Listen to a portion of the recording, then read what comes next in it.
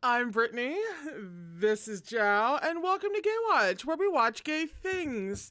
Today, we continue to read through Volume 1 of Guardian. We usually read for a couple of hours, taking a break about halfway through. We get through about 40 to 50 pages. And please no spoilers in the chat, because there's always some people who are like me and who are reading through this for the first time. Although I have seen the show, but I have not read this book. So,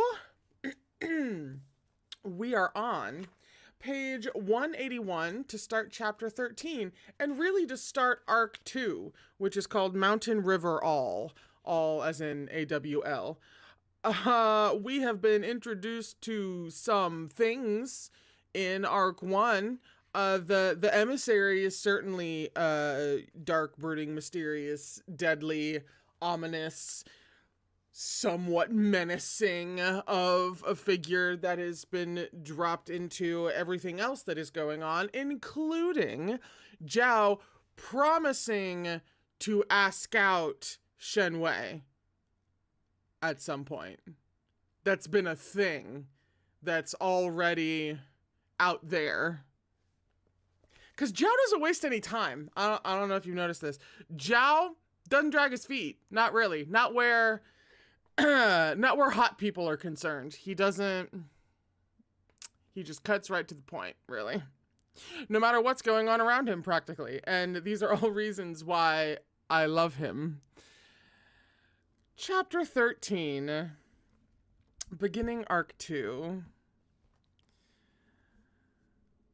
The offices of 4 Bright Avenue were far from being a cavern full of webs or a nest of bones. In daylight hours, there was no indication at all of any ghostly presence. The daytime doorman was a kindly old gent who seemed entirely ordinary, although Go Chung Chung eventually realized that the man wasn't as normal as he seemed. His hobby was making bone sculptures, so there were often all sorts of bones stashed around the gatehouse. Throwing open a window in there would fill the air with a cloud of yellowish white dust. The Criminal Investigation Unit's office was bright and clean with excellent lighting.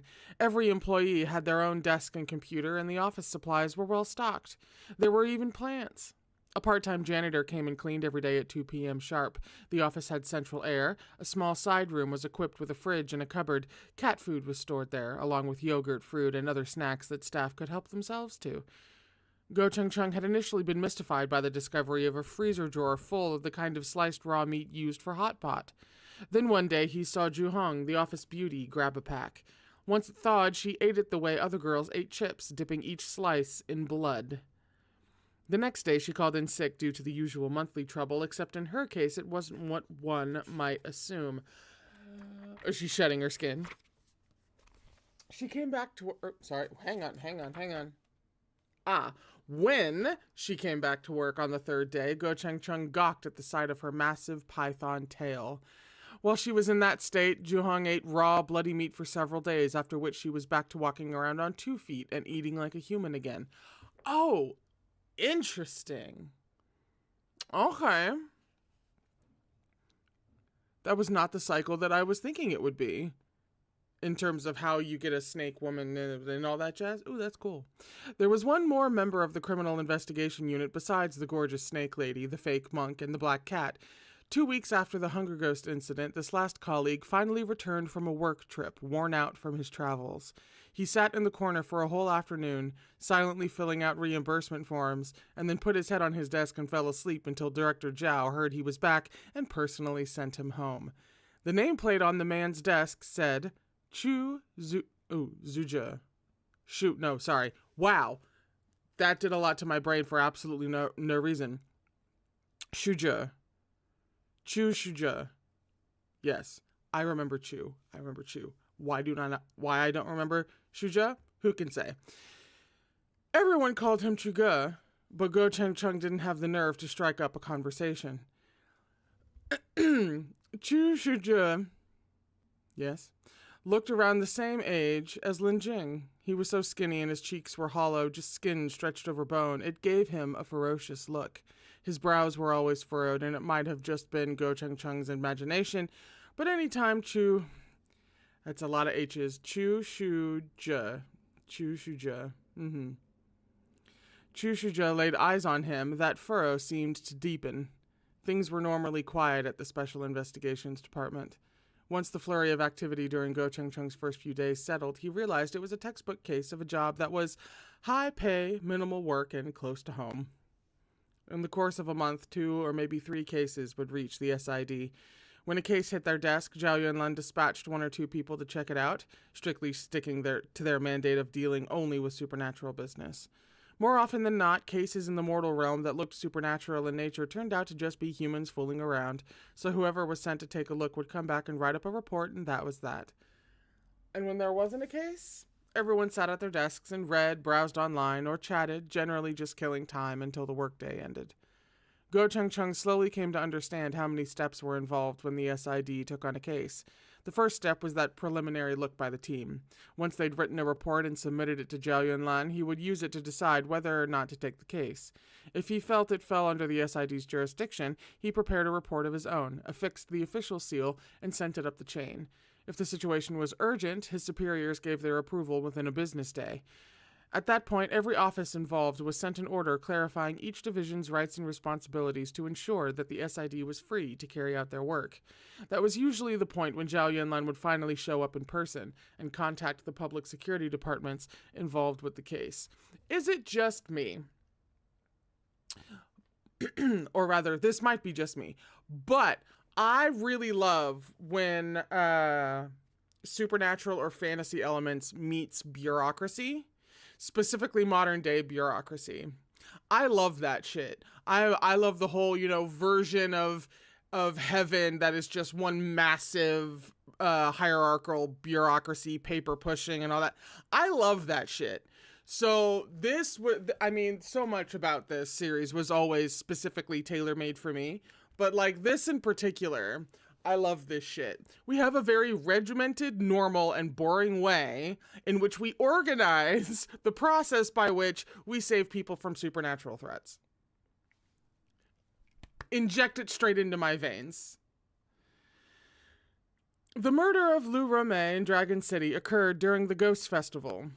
Ghost Festival has a footnote. The Ghost Festival falls on the 15th day of the 7th lunar month. On that day, the living pay homage to their ancestors, and the dead visit the mortal realm. There was no one on duty in the office, but it was a local incident, and while at the crime scene, Daching caught a whiff of something from the Netherworld. Under the circumstances, Zhao Yunlan made the executive decision to act first and ask for permission later, going back to observe the formalities once the case was closed. Surprising, quite literally no one ever in the history of anything. It resulted in so much paperwork that Lin Jing's butt didn't touch a chair for 3 days. As for Go Cheng Chung, despite not even having half a case to deal with, he survived his 3-month trial period and was miraculously kept on. The even greater miracle was that Zhao Yunlan seemed to have forgotten that he'd ever gritted his teeth against the urge to kick Go Cheng Chung out. He was happy to sign Go Cheng Chung's application to become a regular full-time employee, and Go Cheng Chung, now accustomed to the HR department being empty during the day, happily bounced over with his application to have it put in his record. After watching him bumble off, Daching jumped onto Zhao Yunlan's desk, tail up. Men sure are fickle. Not that long ago you wanted to kick him out like a ball, but now you're keeping him. Without looking up from his texting, Zhao Yunlan said, "The merits on him are as thick as an Oxford dictionary, so he has stupidly good luck. I'm keeping him as a lucky charm. Besides, the kid's pretty funny." Daching was confused. "What merits?" Zhao Yunlan pointed at his drawer. The black cat wiggled his butt over, opened the drawer, and dug out a large envelope. It contained documentation of Go Cheng Chung's contributions to the poverty alleviation program, volunteer photographs, and commemorative donation albums. The list went on. There was also a photocopy of a photo, which showed a postcard hanging on the wall of a mountain elementary school. In a disastrous scrawl, it read, "Take care, you guys." Go Cheng Chung, it turned out, had sponsored many, many impoverished students. The oldest documents went back 10 years.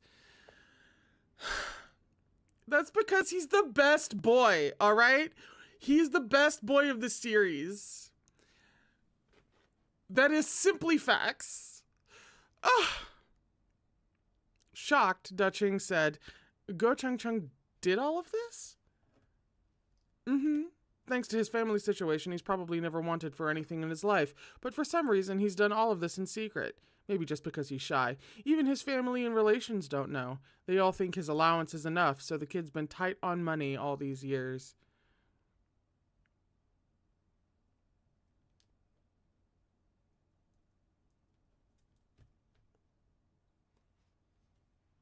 I mean, there's nothing else to say to that. Someone like that doesn't come along every day. Okay, besides that. Besides, someone like him does not come along every day. The cat, who had gotten distinctly fatter, shook his head and sighed. Shamelessly invading Zhao Yunlan's personal space, he peeked at the phone screen. His tone turned to contempt. You still got it or not? You keep saying he's secretly in love with you. Every single day you harass the man with all your flirting and asking how he is, but you're only now asking him out for a meal? That's right! It's been 3 months, and he hasn't... Dudes. Zhao Yunlan hit send and flicked Daching's forehead, knocking him onto his butt. Shows what you know. Slow work yields refined results. This is the thrill of the chase. Fucking dudes. Zhao Yunlan hit send and flicked Daching's forehead, Oh, sorry. Shen Wei's reply appeared on the screen. I'm afraid not. I have to attend a grade meeting tonight. The cat laughed so hard that he nearly rolled onto his back and off the table. Grade meeting! A grade meeting! So much for your big talk! Didn't you say you can land anyone you set your sights on? Something about how when girls see you, their eyes light up, and when bottoms see you, they drool.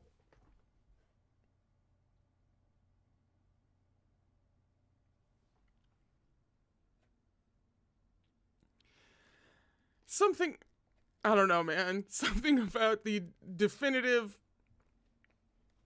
I'm okay. I'm alright. I'm okay.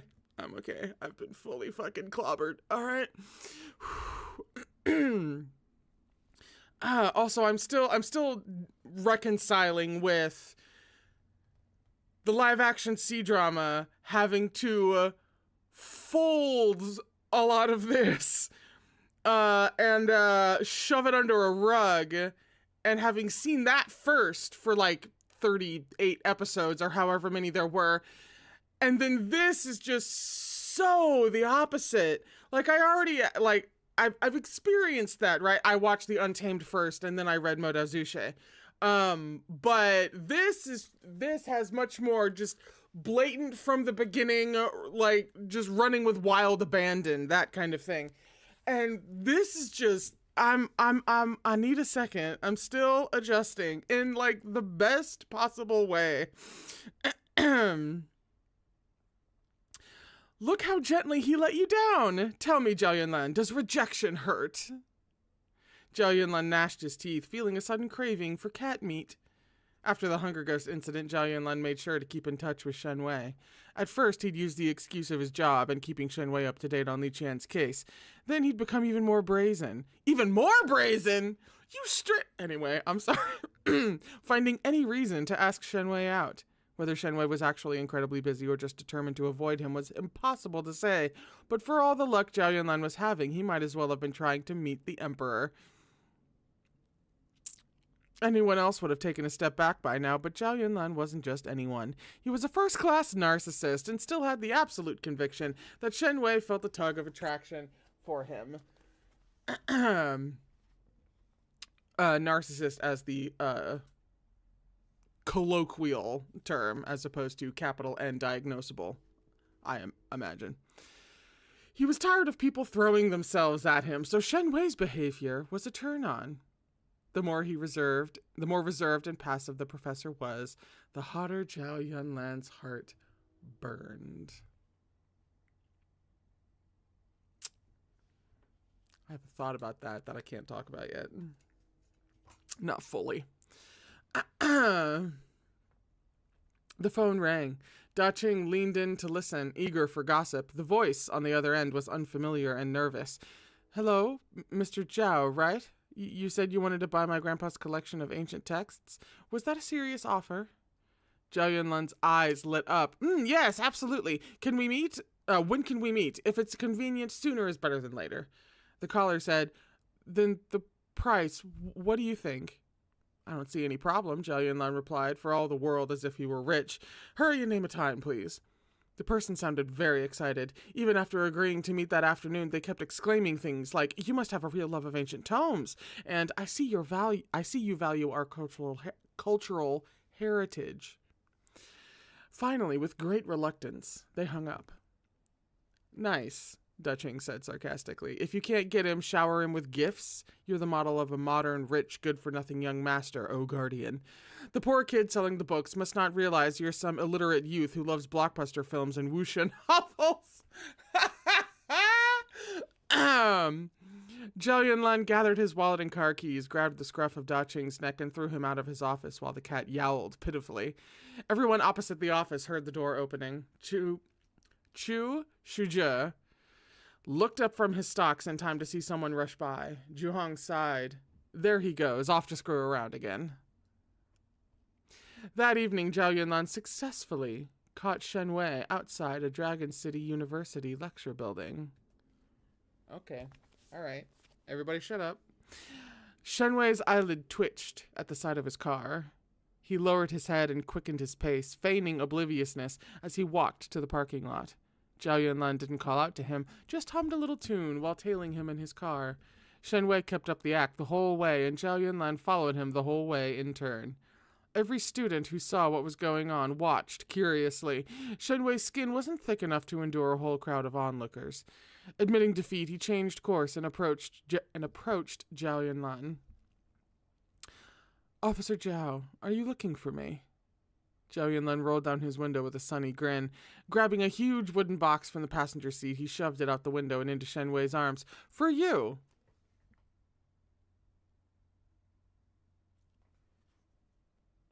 Shen Wei was speechless at the gift. Opening the box, he took one look and pushed it back. No, this is too expensive. Hey, hear me out. Zhao Yunlan stopped him and earnestly said, These aren't gifts from me. They're from a friend who's planning to emigrate. He owns so many ancient tomes. Some are even made of silk or bamboo strips. He can't take them with him, and he couldn't bear the thought of giving them away. What if they wound up with someone who didn't appreciate how precious they are? But I thought of you immediately. It would be such a waste for them to fall into someone else's hands. Giving them a good home would be a real favor, Shen Loshe.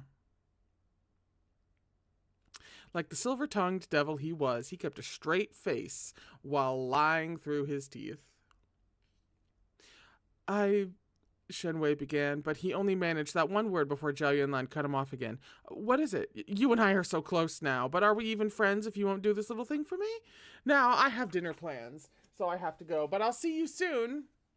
Take care of the books for me and I'll buy you dinner tomorrow. Make sure you show up.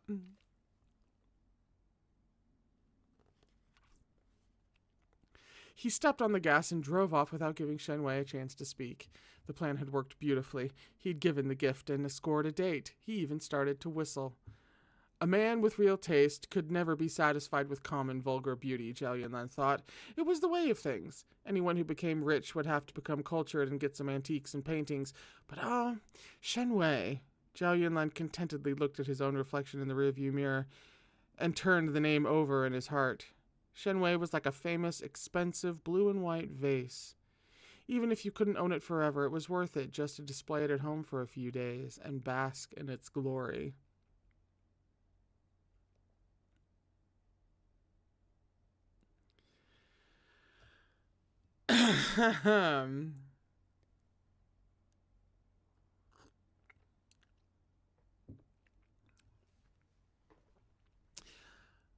Oh, here's that word again. Below the Huangquan,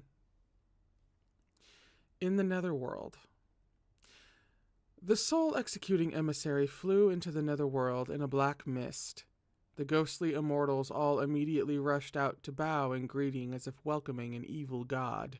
Some garments were nearly soiled from fear.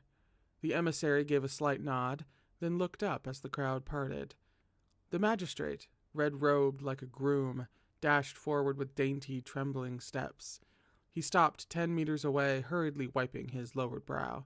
The words, "my lord," passed his lips, but before he could launch into the pleasantries he'd prepared as he ran, the emissary raised a hand. Let us speak only of important matters. Is there any news of the reincarnation dial? The magistrate bobbed his head, tripping over himself to report. Additional searches have been carried out all over. Every reaper of the Netherworld has been dispatched. But I fear there are still no leads. That evil bastard may have used some sort of trick. But, my lord, please rest assured, the very moment we have news of the reincarnation dial, you will be notified. The mist over the soul-executing emissary's face concealed his expression, but his gaze was as sharp as his blade.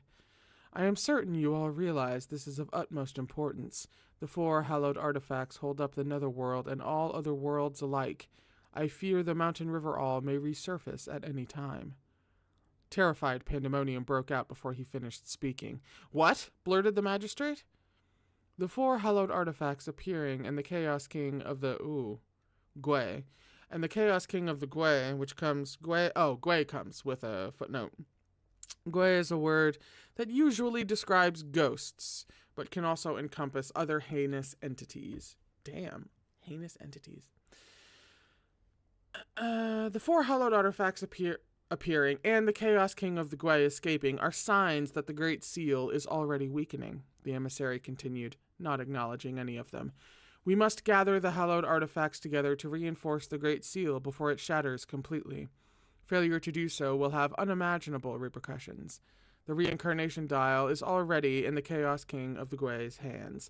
We can afford no delays.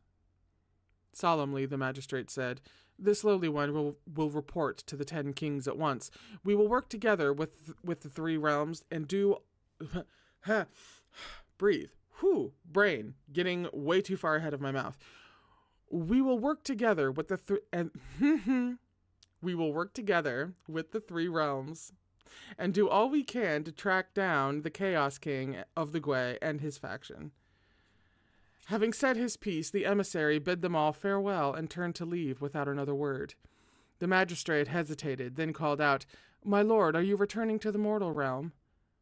Yes. The emissary was meticulously courteous, but always aloof. He spared a final glance for the magistrate. Goodbye. By the time his voice faded, the emissary was gone, vanished like mist. The magistrate's smile evaporated just as quickly, like a joyful newlywed groom abruptly learning he had married a dead bride. He gave a great sigh. Your Honor, this... Anytime something happens with the Great Seal, it never ends well, the magistrate said slowly. When the seal was first formed, the great god Fuxi fell.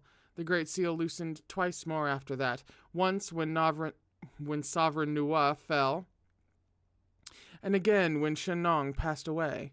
That has a footnote. Hang on. Oh, wait, I think... Oh, Fuxi also has a footnote. We have footnotes down here. Hang on. Fuxi, Nuwa, and Shen are the 3 sovereigns, primordial gods in Chinese mythology. Fuxi, first of the 3 sovereigns, is credited with teaching humanity to cook, fish, hunt, and write. Nuwa, second of the 3 sovereigns, created humans, and in traditional mythology repaired the sky when the pillars supporting it fell. And Shen, last of the 3 sovereigns, taught the people how to farm and use traditional Chinese medicine. Nice, actually. I'm writing 3 sovereigns down. I love me a god, pantheon, trio, what have you.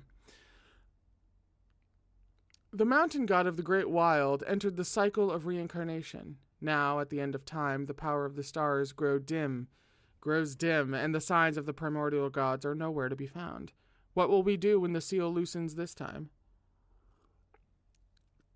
Isn't the soul-executing emissary the protector of the Great Seal? A reaper asked. The soul-executing emissary? The magistrate's laugh was cold. The emissary comes from the same place as the Chaos King of the Gwei. The only reason he wasn't trapped behind the Great Seal with his Chaos King brother was that the mountain god of the Great Wild elevated him to demigodhood. Do you really believe he'll stand against his own kind? We don't even know how the Chaos King of the Gwei laid his hands on the reincarnation dial. The Reaper's expression changed. But all those years ago, the mountain god asked him to look after the Great Seal. How weighty is Almighty Fuxi's Great Seal of heaven and earth? Who but the primordial gods could carry that burden? Back when the pillars of heaven collapsed and the power from Pangu's creation of the world started fading, spiritual power became rarer and rarer in the mortal realm. Pengu, hang on. Pengu has a footnote. Pengu was the first being in Chinese mythology who came out of the egg containing the universe, split yin from yang, and pushed apart the sky and the earth. The yin and yang part sounds familiar. That's probably why Pengu sounds familiar. The Wu and Yao tribes declined one after another. There is no one to rely on after the mountain god. Wu and Yao have... they have their own footnotes. Short ones. In Guardian, the Wu were a race of people who existed in ancient times. The Yao are non-human spirits that have cultivated a consciousness and have longer lifespans. Yes, thank you. The Reaper was aghast, but in essence the soul-executing emissary is half a primordial god. The mountain god was the last one who could control him. If he ever betrays us, what do we do? The magistrate said nothing for a while. The toll of the death bell sounded from the banks of the Huangquan. There was no breeze, but countless red spider lilies swayed and rustled. A bone-piercing cold emanated from the Netherworld, and thousands upon thousands of souls were flung about in the endless cycle of reincarnation. A sigh came from the Yanlo courts. Then we can only try to wake the mountain god. That was a dense page and a half. They dropped some shit in that page and a half. That was the end of the chapter, by the way. We are on page 193 for chapter 14, which has got a nice little chunk of world building. But it didn't take 20 pages. It was just succinctly... Thank you for that.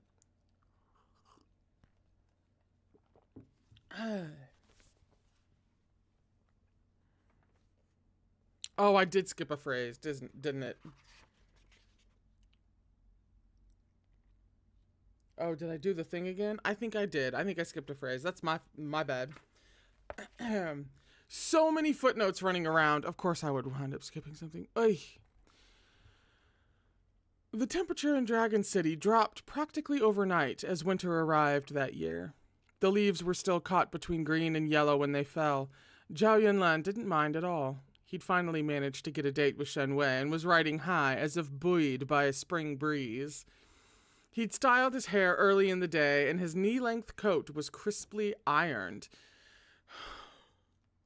The detail of a knee-length coat. For me, specifically. The stylish look highlighted his broad shoulders and slim waist, lending him the gallantry of an immortal tree standing against the wind. Just as he was about to set out, this fine specimen of a tree... I'm sorry, I love him so much. This fine specimen of a tree remembered the final touch and gave his neck a quick spritz of... I actually don't know how to pronounce this one. Oud? It can't be oud, but that's what my Doctor Who brain wants to do. It might be oud. Or ode. Could be anything, really. Wood cologne is the important part. Satisfied that he was a feast for all the senses, he strode off to inflict himself on the world. I think Priest had fun writing him. I don't know. That's just the feeling I get from one writer to another. He reached the restaurant, I'm too excited, precisely on time. It was an upscale Western spot designed with exquisite taste. A small band played leisurely in one corner, filling the space with pleasant, laid-back music. The tables were spaced for an intimate dining experience. The room was dim, but each table sat in a single soft pool of light that made their vases of peach avalanche roses glow. At this time of year, there was a steady procession of Western holidays. Thanksgiving and Christmas ushered in the busy season for Western restaurants, and this one, while it didn't go easy on the wallet, was bustling. Each beam of light illuminated a table with a couple whispering to each other. Zhao Yunlan spotted his date immediately. Shen Wei was seated at an isolated corner table, staring at the edge of the tablecloth, lost in thought. The light and music didn't quite seem to reach him somehow. Half of his face was shadowed, leaving only his blurred side profile visible. There was such a tinge of loneliness and melancholy about him that Zhao Yunlan's breath caught in his throat. His steps were silent as he walked over, moving in time with the violin, but his arrival shattered the bubble of quiet surrounding Shen Wei. "Have you been waiting long?" Shen Wei twitched, tension overriding his relaxed posture. Zhao Yunlan leaned forward slightly as he sat, making sure that the warm, woody fragrance in his scarf saturated the air around Shen Wei. Then he backed off into his own space at once, unbuttoning his coat. "Am I that scary? Why does seeing me make you so nervous?" Shen Wei, studying him from outside the pool of light, forced a smile. He stole a few quick glances, then looked away. "Officer Zhao, you're always teasing me."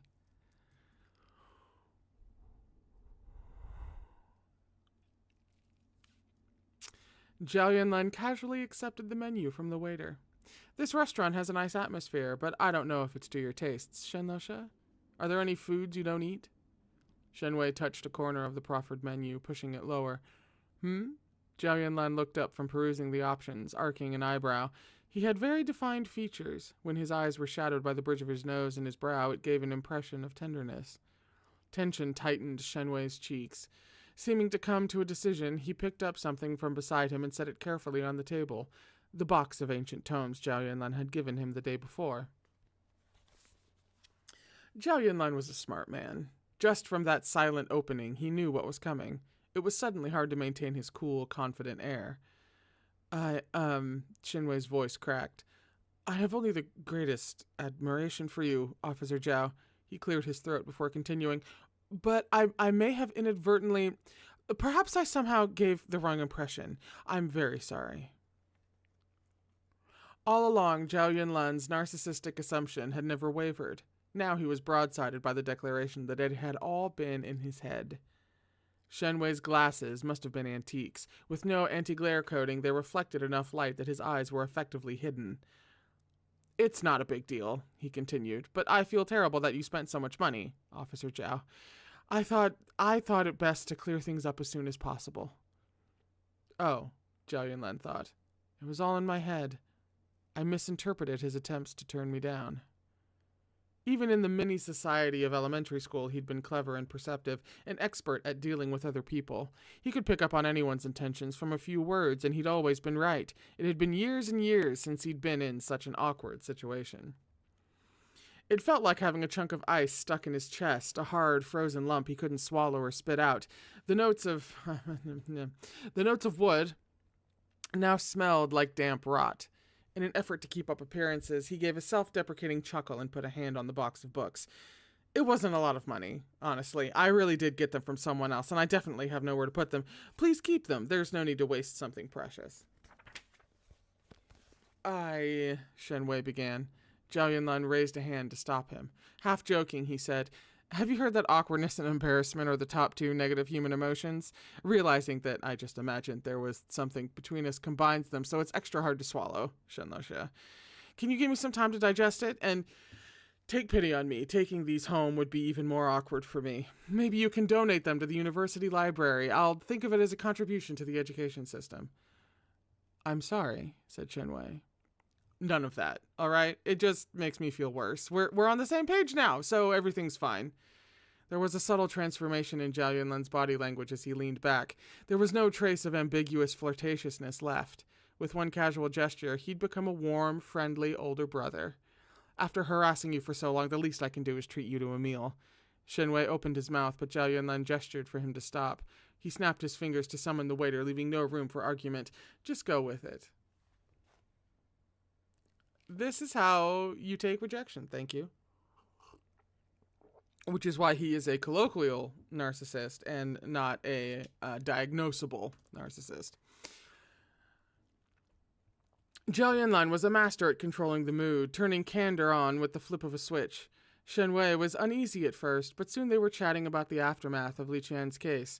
By the time they'd finished eating, they seemed like a pair of friendly acquaintances. The excruciating awkwardness from earlier, like a slow-motion car crash, had been washed away. When they went their separate ways, Zhao Yunlan even managed to joke around.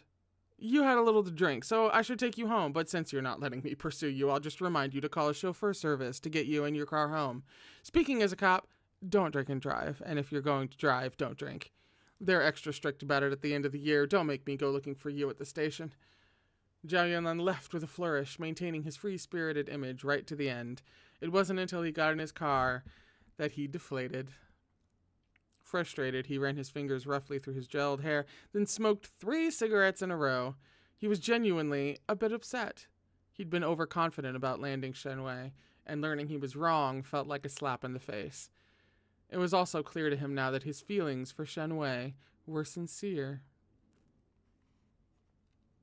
But falling for someone was no big deal, he reminded himself. In the big city, it could happen 8 times a day. If someone wasn't interested, you backed off. You didn't get clingy or make a scene. That was basic social etiquette. Well, this is a shit show, he said. When the light turned green, Zhao Yunlan stubbed out his cigarette in the car's ashtray. His dinner was sitting heavily in his chest. Between that and the cold wind, he was both uncomfortable and annoyed.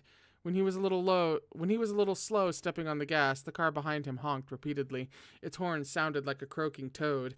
Zhao Yunlan cursed, opened his window, and gave the toad the finger. After that, there were several days where Zhao Yunlan just wasn't in the mood to go out. He went straight home after work each day and lazed around. He had moved out of his parents' home when he was fairly young and bought himself a little apartment, 40 square meters or so, in the heart of the city.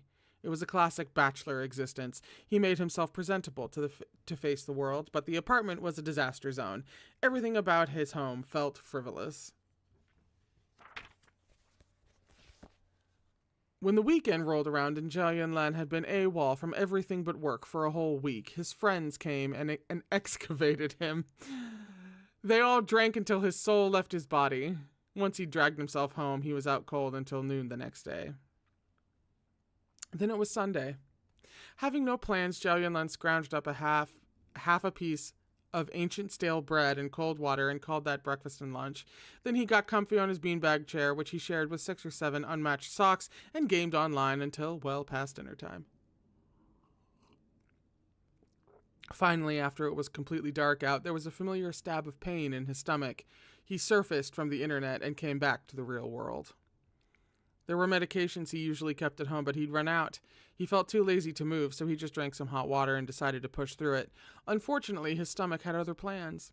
The cramping got worse and worse until he was drenched in cold sweat, leaving him no choice but to dig out his coat and a pair of pants. Zhao Yunlan yanked them over his pajamas without bothering with socks and ventured out into the world, not remotely presentable. He followed the familiar route to the little restaurant at the entrance to his neighborhood, where he ordered a bowl of century egg and pork congee, with a few side dishes. While the side dishes were being made to order, he headed to the nearest supermarket and pharmacy to pick up cigarettes and medication. It was only 800 or 900 meters between the pharmacy and the restaurant. Zhao Yunlan was badly underdressed, and the icy wind kept licking under his sleeves and collar, so he decided to cut through a little back street that got him out of the wind. It took him past a cramped alley with 3 street lamps, only one of which was lit. As he hurried by in the dark, shivering, he suddenly heard voices. A man was cursing, sounding thoroughly drunk.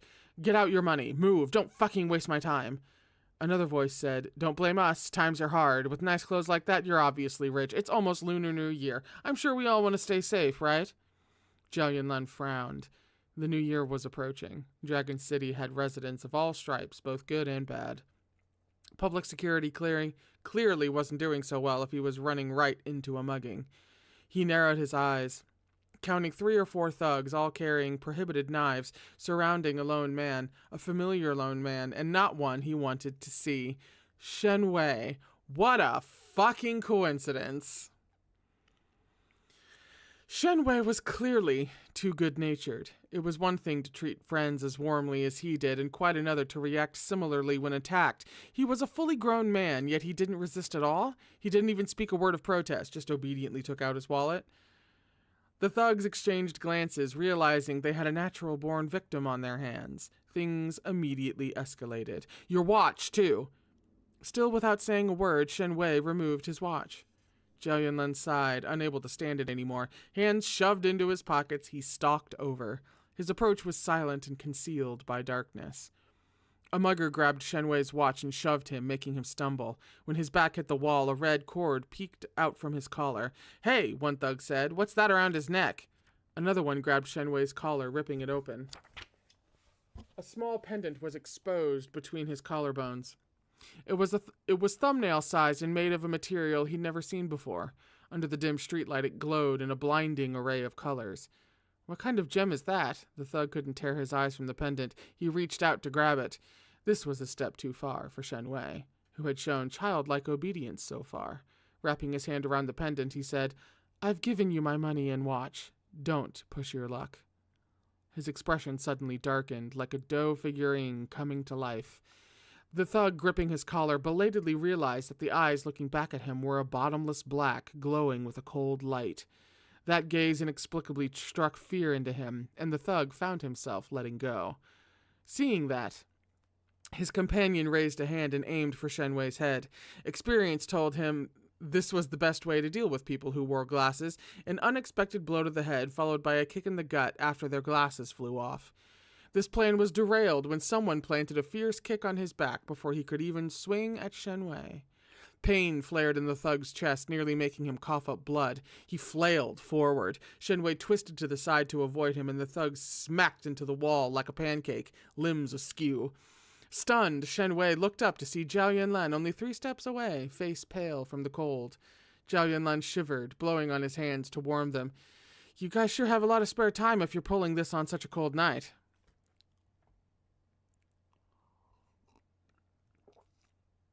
No, I'm sick and cold, and Shenwei is getting mugged, but I still need to be hot about it. His kick had been powerful enough to send the man reeling. The thugs were briefly shocked into silence, but one finally opened his mouth. Who are you? I'm warning you. Mind your own business." Zhao Yunlan tilted his head, neck cracking. An icy smile spread across his face, revealing his dimples. 5 minutes later, he was on the phone with the nearest police station, telling them to hurry up. After hanging up, he nudged a fallen thug with his toe. "I was hustling while you were still in diapers. Make sure you know whose territory you're in next time, okay?" The thug he was stepping on screamed pitifully, "Hi, Daga, Who the fuck are you calling Daga?" Zhao Yunlan kicked him again. "You sure do know how to take any opportunity to save yourself, huh? Take off your belt, hurry up." He bound the lot of them to a street lamp with the ease of long experience, then retrieved Shenwei's wallet and watch.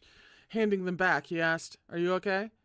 Shenwei dusted himself off elegantly as he took his things. "Thanks." Of its own volition, Zhao Yunlan's gaze came to rest on Shenwei's pendant. It was a hollow crystal sphere illuminated by something inside. It might have been made from some sort of fluorescent material. Zhao Yunlan had never seen such a warm, unique light. He almost felt as if the sphere contained a living flame. For no reason he could discern, his heart flooded with familiarity and fondness. It wasn't until Shenwei covered it with a hand that Zhao Yunlan realized he'd been staring for far too long. He quickly looked away. "What a coincidence all this is," he said lightly. "If someone didn't know better, they'd think I'd planned this myself." Shenwei shot him a confused look, not getting the joke. Zhao Yunlan spread his hands wide. "So I could be the knight in shining armor, saving the damsel in distress, to make sure you remember I exist." Shenwei burst out laughing, then looked at the thugs Zhao Yunlan had strung up like kebabs. They have it hard too.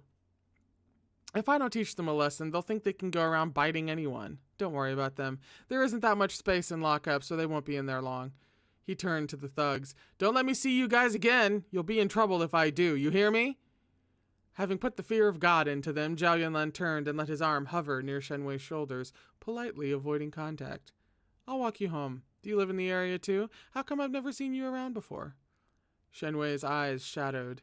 Quietly, he said, "In a city this large, 2 people could live in the same neighborhood and never meet. That's what it means to not share fate, I suppose." As he spoke, Shenwei fell half a step behind. Out of Zhao Yunlan's line of sight, something unnatural entered his gaze. Behind his glasses, his eyes were dark and incomprehensible. He stared at Zhao Yunlan's back in a way that was almost yearning, hinting at greed, held barely in check. But all he said was, "This area has always been quite safe. What happened was a rare occurrence. There's no need for you to walk me home on such a cold night, Officer Zhao.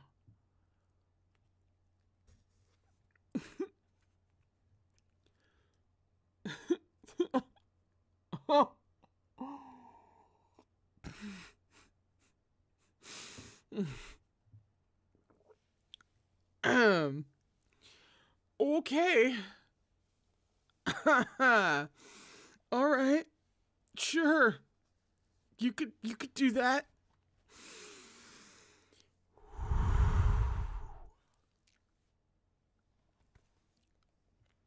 Zhao Yunlan didn't insist. He just led him out of the dark alleyway to where the street lamps offered more light. Here and there, they were passed by a car or a pedestrian rushing home late in the night. In the distance, there was the occasional flash of neon light in the business district. With a wave, Zhao Yunlan said, "Okay, the areas ahead are less sketchy, so I won't escort you. Get home safely." Shen Wei held his briefcase and nodded in farewell, maintaining a polite distance. "Thanks." The two of them parted ways at the intersection, heading in different directions like two lines that would never meet. In older times, people had lived in small, bleak villages or within city walls where everyone knew everyone else. But now it took 100 years of good karma to persuade fate to bring two people together for even a moment. In the modern world, millions upon millions of people inhabited the same city without ever making contact. Fate, it seemed, had depreciated over time. Shen Wei headed down his own path for a bit, his expression cold. At the corner, he couldn't resist a final glance back. With a start, he realized that Zhao Yunlan hadn't left. Instead, he was doubled over, one hand resting on a wall while the other clutched the left side of his abdomen. That's the end of that chapter. We're on page 205 for chapter 15. And it's all timed rather perfectly for a break. So we're going to go ahead and go for just a little bit. Now is your cue to stand up, walk around, grab some more tea, grab a snack, do something, stretch, probably. You should probably stretch if you've been sitting in the same position for so long. And I will be back in just a few minutes to pick up on chapter 15, which we'll talk about it when we get there. I will be right back.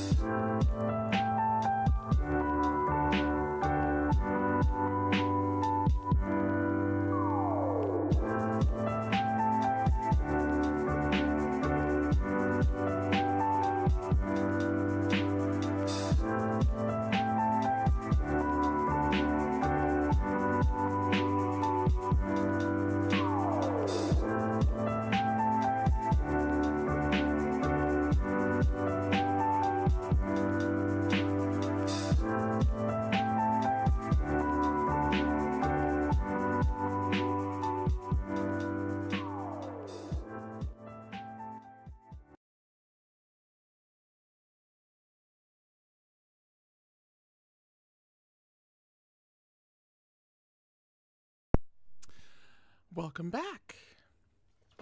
We are on page 205 for chapter 15 of volume 1 of Guardian. Let me get my face out of here. Alrighty. Now. The pain in Zhao Yunlan's gut came in waves. Maybe he'd overdone it while coming to a certain beauty's rescue, or maybe he'd just been out breathing the frigid air for too long. But whatever the reason, this flare-up felt like someone had taken a blender to his innards. His hands and feet felt like blocks of ice, and his vision was fading in and out. He was starting to suspect he'd have to resort to calling 120 for emergency help when suddenly someone's hands were steadying him. A panicked voice by his ear demanded, "What's wrong?" Shen Wei? Cold sweat beaded on Zhao Yunlan's temples. He couldn't speak, but heard Shen Wei saying, "I'm taking you to the hospital." Zhao Yunlan grunted and slid down to the ground, unwilling to move. Once the wave of pain passed, he gave his jacket pocket a weak pat. "It's fine. I have medicine." "Absolutely not." Zhao Yunlan finally managed to catch a breath. Where was all this energy? Oh, pardon me. Where was all this energy when he was getting mugged?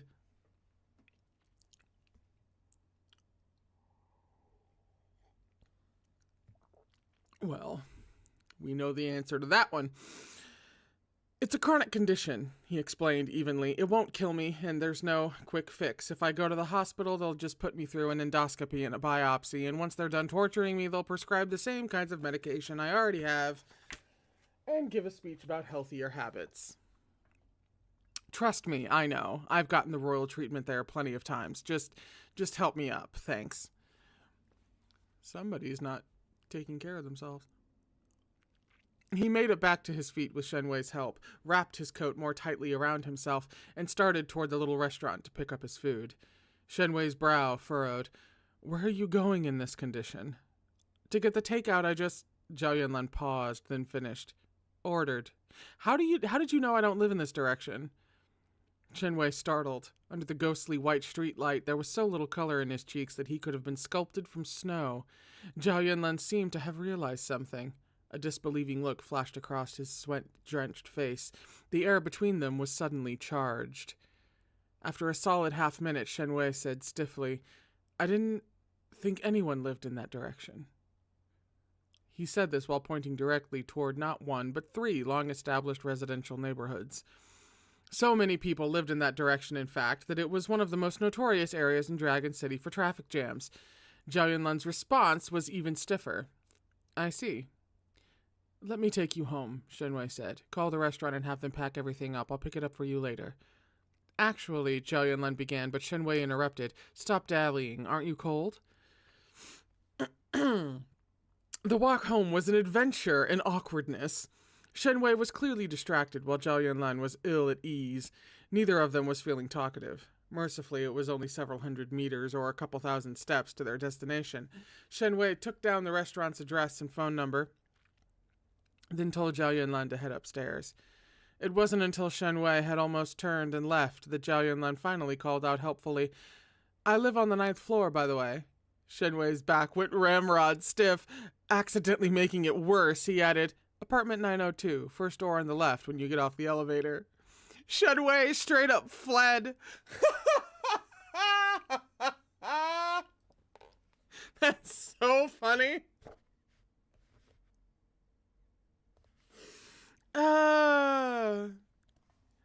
Whew.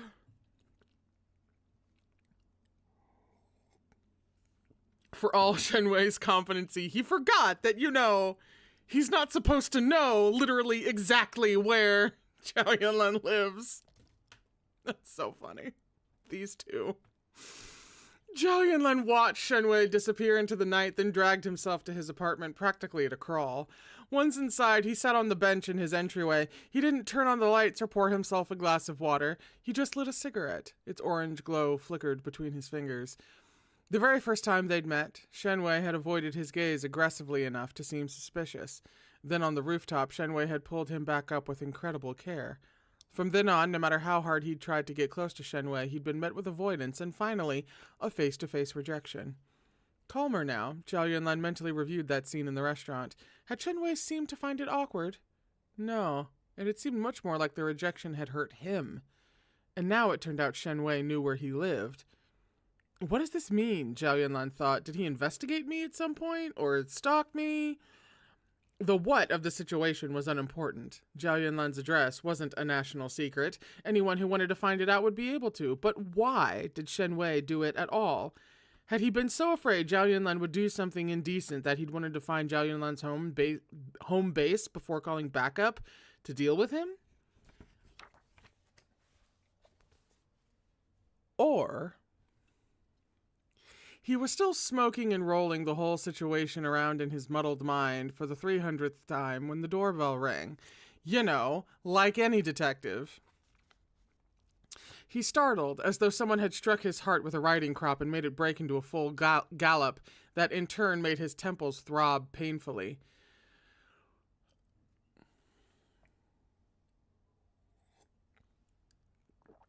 Just gonna leave that subtext there. His hands reacted faster than his brains and pulled the door open. Only then did he realize that his limbs were numb from sitting for so long, and worse, that he hadn't had a chance to clean up his pigsty of a home. It wasn't remotely fit for guests, but it was too late for regret. You, Shen Wei began, just as Zhao Yunlan said, I... Absolutely not. They opened and closed their mouths at the same time. Then, while they were staring at each other, this is like the Spider-Man meme. I don't know why, but that's what it's giving me right now. Then, while they were staring at each other, the floor shook beneath them. The entryway's hanging lights swung dramatically, and a black cat figurine fell off the edge of the shoe cabinet. Only Zhao Yunlan's fast reflexes saved it. An earthquake? He asked. Dragon City was on a flat plain, nowhere near volcanoes or regular seismic activity. Most of its residents likely didn't know even the most basic steps for disaster preparedness. The building's hallway stayed quiet. No one even poked their head out to take a look. The shaking lasted for what felt like an unusually long time. It wasn't terribly strong, but it seemed to go on forever. An unspeakable feeling welled up in Zhao Yunlan's chest, the sensation of jerking awake after stumbling in a midnight dream, heart skipping a beat. Something had surfaced into the world. Zhao Yunlan's ears buzzed. He unthinkingly took a step forward, as though drawn by something. Shen Wei threw an arm across the doorway to stop him. Zhao Yunlan came back to himself with a start and met Shen Wei's gaze, which was heavy with a bitingly cold light to it. He was a completely different person from the scholar who'd obediently handed his wallet over to muggers. The shaking stopped, Shen Wei said. Be careful. Zhao Yunlan eyed him suspiciously, and Shen Wei's ears flushed bright red. He avoided Zhao Yunlan's gaze stiffly. The intent in Shen Wei's eyes a moment before might have been a trick of the light. Said Shen Wei, as Zhao Yunlan said, please come in. They spoke over each other again. Enough things had happened that day that Shen Wei seemed resigned to his fate. After only a moment's hesitation, he nodded. Zhao Yunlan hadn't turned on the lights, so he tripped over the open umbrella at the door. Winter rain was unusual in Dragon City. It must have been at least a month since the last rainfall. An owner who hadn't yet put it away was lazy enough that you might find mushrooms growing on him. Once the light was on, a second glance revealed a bag of laundry from the laundromat up on the top of the shoe cabinet. The tag on it was 2 days old, and the bag hadn't even been opened, probably because Zhao Yunlan hadn't yet needed any of these particular clothes. Oh no, I've been called out now. Literally, yeah. One of the things the wife is responsible for is the laundry. And she'll be like, your laundry's done. It's in the dryer. And I'll be like, great. And I'll grab like a single shirt when I need it. I'm extremely very guilty of this. Shen Wei scanned the room without comment. There was a shirt, a pair of pants, and a knit vest on the sofa. The bed was covered with a variety of books, with a laptop in sleep mode under them. All in all, it was a masterpiece of mess, with barely any clear space to set foot. Zhao Yunlan apologized quickly, casually unearthing a spot on the sofa to sit. Before he could straighten up, a fresh wave of pain started in his belly. Don't worry about all that. Shen Wei set the takeout on the coffee table, sighed, then began moving the books on the bed. Where do you normally put all this? On the bed during the day, and then on the floor at night.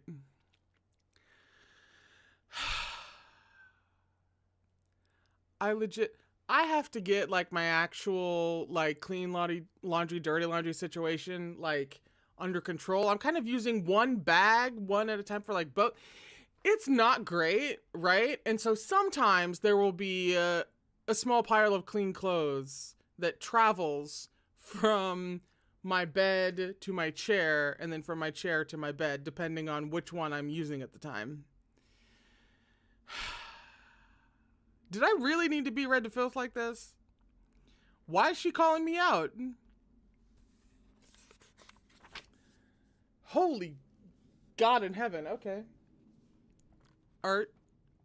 After a brief pause of stunned silence, Shenwei quickly sorted the books into 2 piles, after which he freed up some space on the equally disastrous desk and put the books there. Finally, he moved the computer to the nightstand. Now lie down and I'll go pour you some water. Where is your water? Zhao Yunlan, who had curled up like a shrimp, pointed to a little water dispenser in the kitchen. Despite his obvious misery, he was still tightly bundled up in his coat as if ready to enter a beauty pageant for the sick. Exasperated, Shenwei said, "Take off your jacket when you lie down. Aren't you uncomfortable?" I'm afraid... Sorry, the humor of beauty pageant for the sick was a delayed release. Oh no, that's so funny. I'm afraid you'll think I'm a pervert if I take it off. Oh, that's right. No, why? The visible layer of cold sweat on Zhao Yunlan's forehead, despite it being the dead of winter, betrayed how much pain he was in, but he was still a total smartass. Shenwei's expression darkened. Enough nonsense. Hurry up. Zhao Yunlan peeled off his jacket and pants with no further hesitation, leaving him lounging casually in front of Shenwei in pajamas that revealed most of his chest and chiseled abs. Shenwei's face changed color as if it had been boiled. Unabashed, Zhao Yunlan said, "You're the one who told me to strip." Shenwei looked away immediately. He put the pillow at the head of the bed and spread out the crumpled heap of blankets, eyes down all the while. "Give me your cup and I'll go get... Zhao Yunlan, where are your socks?" Zhao Yunlan had taken off his shoes, revealing bare feet that were blue with cold. "I just stepped out for a minute to get medication," he said matter-of-factly. "Wearing socks would mean I'd have to wash them."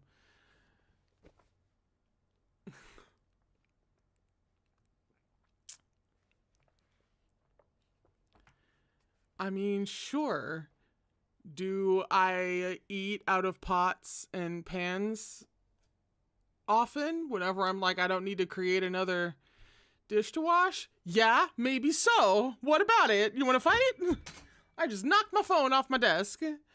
Art, anyway. Here, let me distract you with a pretty man.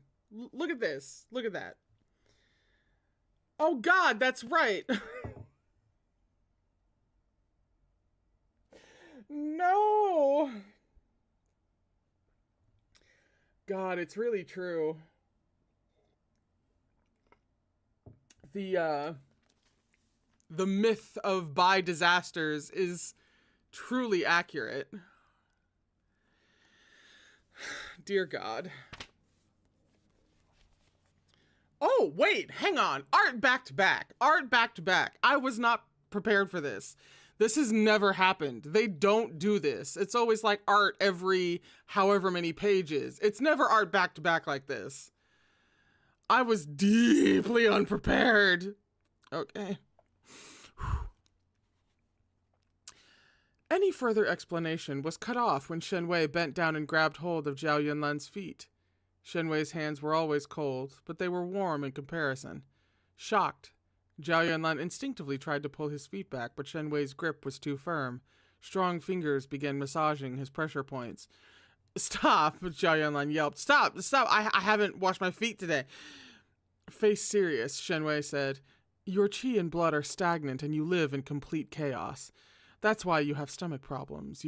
Suddenly realizing his tone was too familiar, Shenwei dropped his gaze and shut up. Zhao Yunlan's feet were practically numb from Shenwei's massage, but wailing the way he wanted to would ruin his image. His lips went white from holding it in. After a while, though, his feet miraculously began to feel a bit warmer. Shenwei finally released them and tucked them into his blankets.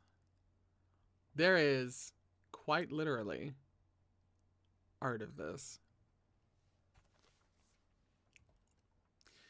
This one goes out to a very specific subset of people.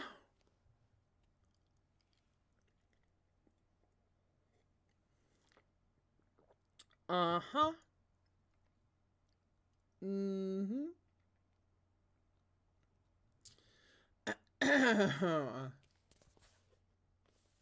Mm-hmm. Whew. Shenwei went and washed his hands, brought over Zhao Yunlan's medicine in some hot water, and watched as he swallowed it. Shameless barely began to describe Zhao Yunlan's pajamas. The top was only barely buttoned, lying open all the way to the bottom of his rib cage. When he pressed against his left side, the pajama top slipped even further and showed off his abs. Shenwei didn't dare look again. To keep himself busy, he started opening the food, taking it to the kitchen to heat up. The curtains of the apartment were all drawn. The garbage was essentially empty, with nothing inside but some torn-up bread packaging with an expiry? I think it's expiry date. With an expiry date a week in the past. The fridge, upon investigation, was just as empty. There was only half a bag of cat food. Every pot and pan, piece of equipment, and appliance was brand new. Some even still had their tags. Not a single cockroach could have survived in that pristine kitchen. It was practically a showroom model. You didn't go out all day today, Shenwei said. What did you eat? Zhao Yunlan pointed at the discarded bread packaging. For the whole day? What about yesterday? I got blackout drunk yesterday, said Zhao Yunlan, pressing his temples. I don't remember. Oh. Man, when I was like 23, we're not going to talk about it. Except for the alcohol part. Shenwei wordlessly assessed the takeout. It appeared Zhao Yunlan had learned a few things from being sick so often. All the food he'd ordered was easy to digest and unlikely to cause further stomach problems. Shenwei heated it all up, then prepared to leave. At the door, he hesitated, then asked, Officer Zhao, you aren't getting any younger. You have a successful career. Aren't you going to consider finding someone to take care of you?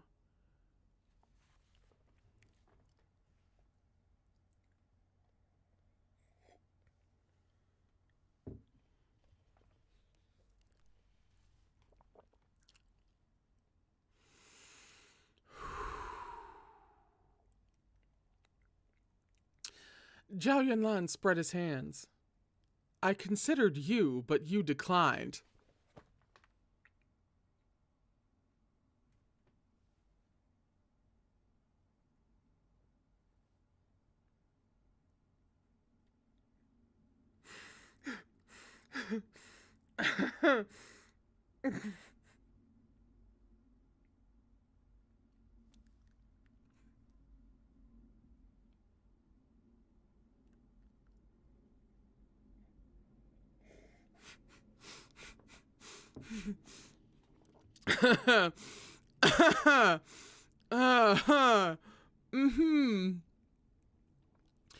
Shenwei's hands twitched nervously. He tucked them behind himself, where they curled into fists. Stop joking. You get some rest. Having said that, he made his escape. Shenwei seemed to be at the heart of a huge puzzle. After carelessly eating his fill, Zhao Yunlan took his laptop from the nightstand and logged into the public security internal system to search for Shenwei's file. Okay.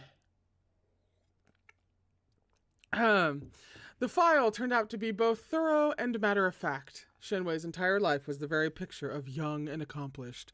He'd attended a prestigious university where he'd completed his doctorate. After graduating, he was hired by his alma mater. He was unmarried. His father had passed away after an illness, and his mother had moved overseas after retiring.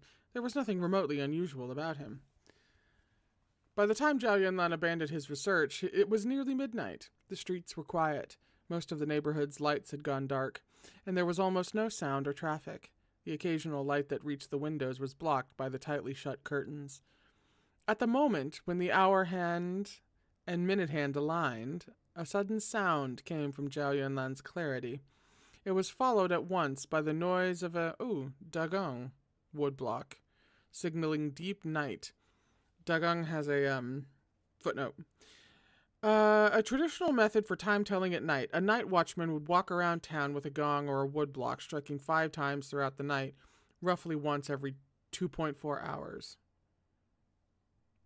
I would need to have that further explained to me. I can't.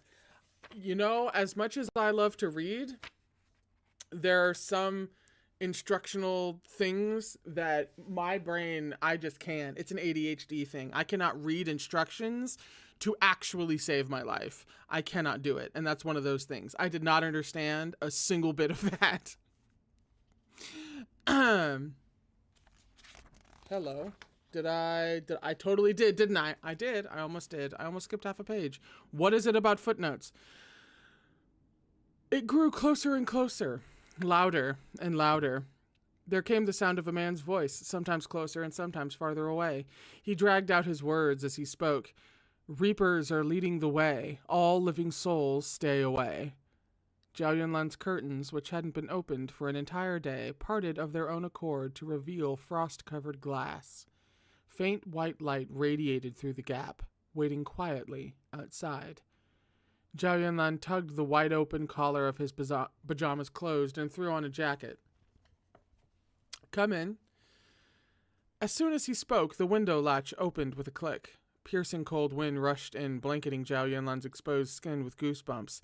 Something like a person, carrying a white paper lantern, was right outside his window, his 9th floor window. The person, also made of paper, was the height of a human and had a pair of dull, drawn-on eyes. Their huge, bloody mouth opened almost from ear to ear. They could have competed in a beauty pageant with 4 Bright Avenue's very own Lao Wu. Zhao Yunlan was unfazed. He took out a little ceramic pot, spirit money, and incense from the bottom drawer of his bedside table, as though he had done it many times. He stuck the incense into the pot's opening, lit the money, and finally nodded in greeting. A small token of my respect. The Paper Reaper's huge mouth moved stiffly, forming a semblance of a polite smile. Most humans in the mortal realm who could communicate with the dead had their sights set too high to pay attention to the little reapers of the Netherworld. This guardian was more courteous than anyone else. Even if important, serious business slipped his mind, he never forgot these small formalities. Did Lord Reaper really need something, coming this late at night? Zhao Yunlan asked. The Paper Reaper bowed, hands clasped, then politely said, The Yanlo kings were enraged by the Hunger Ghost's recent escape. We were ordered to thoroughly investigate the 3 realms. One by one, we inspected and verified all the living, the dead, and the souls waiting for their sentence, recorded it all, and incorporated it in the Book of Life and Death. That comes with a footnote. The Book of Life and Death is a book that keeps records of all living beings, how long they live, and all details of their current life, so the Netherworld can keep track of all the souls. This is how the Reapers know it's time to collect a soul from the mortal realm. Aha. This lowly one has been sent by the 10 Yanlo kings to bring a copy to the Guardians so that you might have something to refer to while upholding the law in the mortal realm. While speaking, the Paper Reaper brought out a black leather notebook and held it out to Zhao Yunlan with both hands. It looked like an ordinary notebook bound in soft cowhide, but once in his hand it was extraordinarily light. Zhao Yunlan hefted it, gave it a small pinch, then sniffed the pages. Fusang paper and Hailong ink, the Book of Life and Death, and the Record of Merits. One can learn anything about a person from before their life until after their death, either by using an invocation talisman with their name and birth chart written on it, or by burning a soul-tracking talisman wrapped around a strand of hair and letting the ashes melt into the book. Is that right? The Paper Reaper hastily said, The Guardian is knowledgeable and has a good eye. No, I've seen this in an ancient text. In fact, I've suggested it to the Netherworld many times. Zhao Yunlan casually flipped through the notebook in his hand, faking a smile, but nothing ever came of it, so I thought the materials might be hard to find or that the lords might have some other plans. That was always the way of things with the current 10 Yanlo kings. The bureaucracy was even more impenetrable than that of the mortal realm. If there was nothing in it for them, they wouldn't rouse themselves to action. If anything happened, they'd drag things out. It was incredibly annoying. The Soul Guarding Order and the Netherworld had bumped heads many times over the years, putting Zhao Yunlan in a constant tug of war with them while having to simultaneously work for them. Relatable. All the experience told him that the other side must be up to no good if they were suddenly being generous for no reason. The Paper Reaper answered agreeably, pretending not to take his meaning. Zhao Yunlan gave them a piercing glance. Just then, a thin piece of paper fell from the book. An arrest warrant? The blank piece of rice paper changed the instant it came in contact with his hand. Black mist materialized on it, and then a face appeared within the mist. The face belonged to something like a human, but the head was large and hairless. Its back was hunched and its neck scrunched, and the face was full of warts. It was the creature the Soul Executing Emissary had cut down on that rooftop while investigating the reincarnation dial. So that was the real point of the visit. Face carefully blank, Zhao Yunlan asked, "What exactly am I looking at?" The Reaper rushed to answer, reciting obviously well-worn words. This being is similar to a human, but is not human. It is called Yu Chu, and was born from the chaos. It can speak the human tongue, but its disposition is violent and savage. It eats people and drinks souls for pleasure, and fears fire and light. Should the Guardian encounter it, you may kill it on sight, but please take extra care. Yu Chu. It might be Yo Chu. The Reaper kept talking, with repeated emphasis on how to kill a Yo Chu. I'll go ahead and guess that it's Yo. And it just looks like you to my American eyes. The Reaper kept talking with repeated emphasis on how to kill a Yo Chu when you encountered one, but almost completely glossed over the creature's origins. Zhao Yunlan was forced to interrupt. Hold on, where did you just say they came from? Politely, the Paper Reaper repeated, "They are born from the chaos." They might as well have said nothing. In Chinese mythology, chaos described the state of the world before Pengu split the sky from the ground, when the heavens, earth, time, and space were muddled together in one mass. By that logic, the heavens, the earth, and people were also born from the chaos. Any monster with mysterious origins could be explained by born from the chaos. Somehow the description, similar to a human, but not human, struck Zhao Yunlan as very interesting. How come I've never heard of them before? Does it have anything to do with the Great Seal that the Soul Executing Emissary mentioned? Evil is always one step ahead of good. These filthy things are endless. It was clear that the Paper Reaper had frozen for a moment. Rather than answering the question, they were avoiding the topic. They lowered their head hastily. This lowly one will take their leave. As the Reaper finished speaking, the white paper lantern flickered a few times. Both the lantern and Reaper vanished. The cold wind immediately disappeared, too. The curtains and windows closed themselves, and warm air soon filled the room. If it hadn't been for the black leather-bound notebook in Zhao Yunlan's hands and the little pot filled with ashes, everything might have been his imagination.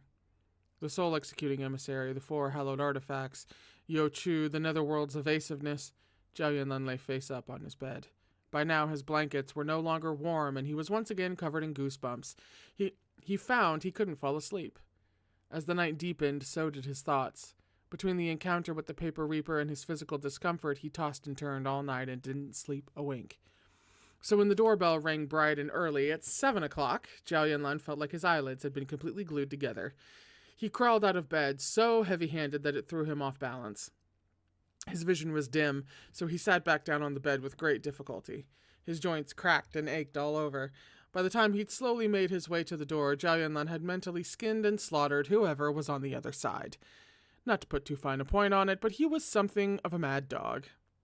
And then he opened the door, only to find himself face to face with Shen, who was holding several large bags. Zhao Yunlan froze for a few seconds while he tried to react. He immediately attempted to retract his man-eating expression and replace it with one more appropriate for welcoming the arrival of spring. Unfortunately, he was still muddled enough that everything was just a bit off. his features jammed, stuck between man-eating and spring has sprung. If one had to describe it, they might say it bore an uncanny likeness to the Nyan monster, which comes with a footnote. Nyan is a monster in Chinese mythology. Every year, in order to scare it away, people wore red and set off fireworks, which is why the Chinese word for year is Nian. Ah! No. That's the end of the chapter, by the way. We're on page 221 for chapter 16. Okay, all right. We're back on apartment bullshit. Okay. Seeing that Zhao Yunlan didn't look so good, Shen Wei freed up a hand to touch his forehead. You're a bit feverish. What are you still standing here for? Go back to bed and get under the blankets. Zhao Yunlan, dizzy, found himself being pushed into the bedroom. Then Shen Wei grabbed his wrist. Zhao Yunlan was caught off guard and instinctively tried to pull free, but couldn't break Shen Wei's grip. It was the second time that had happened. The first time had been on that roof at Dragon City University when Shen Wei had dragged him back up with only the strength of his arms. Shen Wei didn't have the weak hands of an academic. Instead, they were icy cold and frighteningly strong, calloused between the thumb and pointer finger, not the kind of calluses that resulted from too much time using a mouse. Having been a bit out of it from the fever, being startled had made Zhao Yunlan break out in a fresh layer of cold sweat. He was much more awake now. Shen Wei, however, didn't make any more unusual moves. He just checked Zhao Yunlan's pulse with the air of someone who knew what he was doing, then put warm water and medications for fever and stomach problems on the bedside table. Drink some water and take the stomach medication, then rest. Don't mind me. I'll make you some food and you can take the rest of the medicine after eating. Zhao Yunlan absorbed this in silence. What kind of shoddy East meets West doctor prescribed Western medication after just feeling his pulse? But everything Shen Wei had brought was common over-the-counter medication. Zhao Yunlan was well acquainted with them for being sick so often. A quick glance at the labels was enough for him to decide that taking the meds wouldn't kill him. He washed them down decisively with water. Shen Wei took some time to put away everything he brought with him. Then, once Zhao Yunlan's empty fridge was more than half full, he took out a little clay pot, washed it, and prepared his ingredients.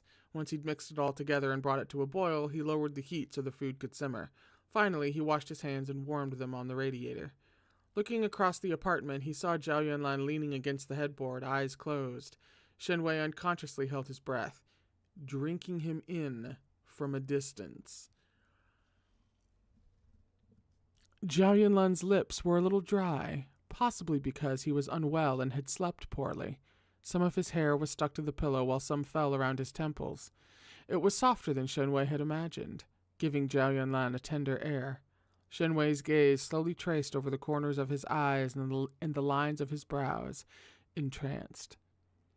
He was jolted out of his reverie by the sound of the pot boiling. He quickly looked down and removed the lid, not realizing that Zhao Yunlan's eyes had opened. Shen Wei, you... The unexpected sound of Zhao Yunlan's voice nearly made Shen Wei drop the lid on the stovetop. Zhao Yunlan's tone went stiff. Sorry, I didn't mean to startle you. You're sick and there's no one to take care of you, Shen Wei said. The unprompted explanation didn't make things any less awkward. Since we ran into each other, I thought I should at least come check on you, especially after you saved me yesterday. So you're here to repay me? After a pause, Shen Wei said with some difficulty, It's what friends should do.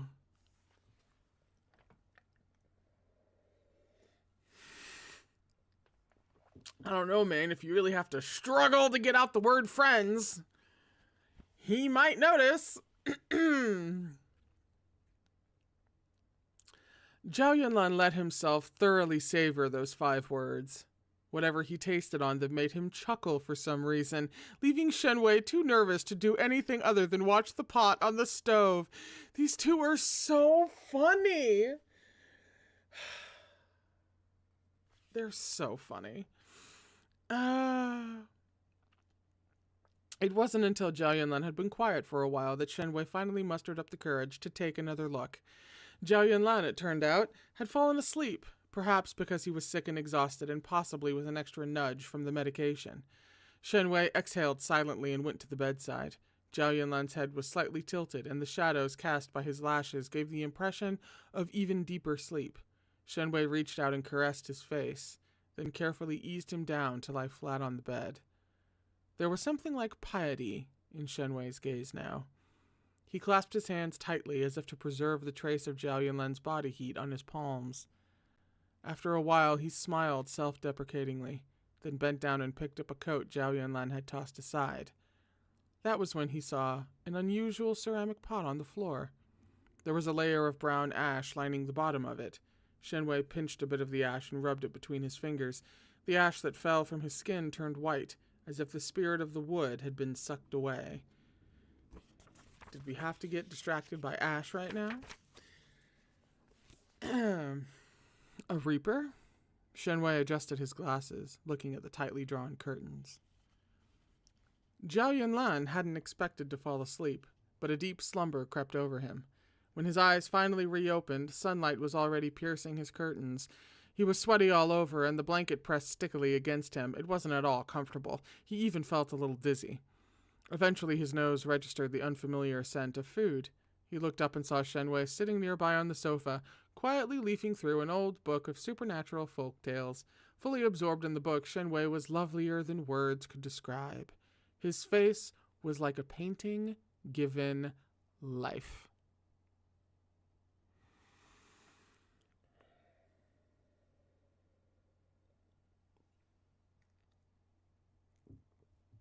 Hearing Zhao Yunlan stir, Shen Wei looked up with a smile. You're awake. Do you feel better? Awake was a bit of an overstatement. Zhao Yunlan nodded, still in a daze. Shen Wei reached out and felt his forehead.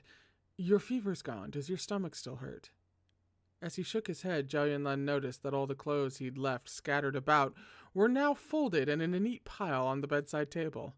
He touched them experimentally and found them warm, as if Shen Wei had even heated them on the radiator. It felt unexpectedly comfortable. I figured you'd wake up soon, said Shen Wei. I've turned on the warming fan in the bathroom. You'll feel even better once you've washed off all that sweat. I've cooked a few simple things for you to eat, he sighed. You should take better care of yourself. In an unexpected development, Zhao Yunlan felt a little embarrassed. Hugging his clothes to his chest, he got up and headed for the bathroom without a word. Zhao Yunlan had moved out too young. His lifestyle was one of going out and rushing to social events or casually calling for takeout. He couldn't remember the last time he'd woken up to the smell of home cooking and the sound of someone urging him to go wash up. Once he'd showered and come back out in fresh clothes, he realized, dumbfounded, that his doghouse of an apartment had been cleaned within an inch of its life. His curtains were open, letting in the light, and it seemed like the windows had been opened at some point to let in fresh air. The temperature was a bit cool as a result, but the air was crisp and clean. Shen Wei was just fishing the bamboo chopsticks that Zhao Yunlan had never even touched out of boiling water. He gave them a rinse in cool water and put them in the chopstick holder. Then he opened the small clay pot and tasted the contents with a little spoon. A rich fragrance wafted out. For a moment it was as if Zhao Yunlan's pounding heart had taken wing. Shen Wei turned off the heat and carried 2 simple home-cooked dishes from the kitchen. Zhao Yunlan moved as if to take them from him, but instead of taking hold of the food, he grabbed Shen Wei's hand. Even holding hot plates, Shen Wei's hands were abnormally cold. Zhao Yunlan couldn't help pressing his own hands even more tightly around them. Shen Wei shivered fiercely and tried to pull away. You, Shen Wei started. Do you really not like me? Zhao Yunlan pressed himself close and set the food aside, keeping Shen Wei from running away.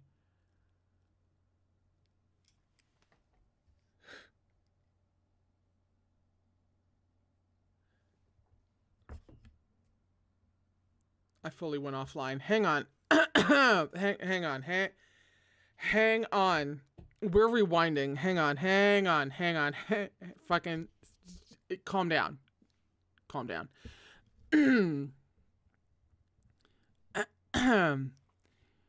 Even holding hot plates, Shen Wei's hands were abnormally cold. Zhao Yunlan couldn't help pressing his own hands even more tightly around them. Shen Wei shivered fiercely and tried to pull away. You, Shen Wei started. Do you really not like me? Zhao Yunlan pressed himself close and set the food aside, keeping Shen Wei from running away. Shen Wei, look at me. Look right at me and say it again. Tell me you don't like me.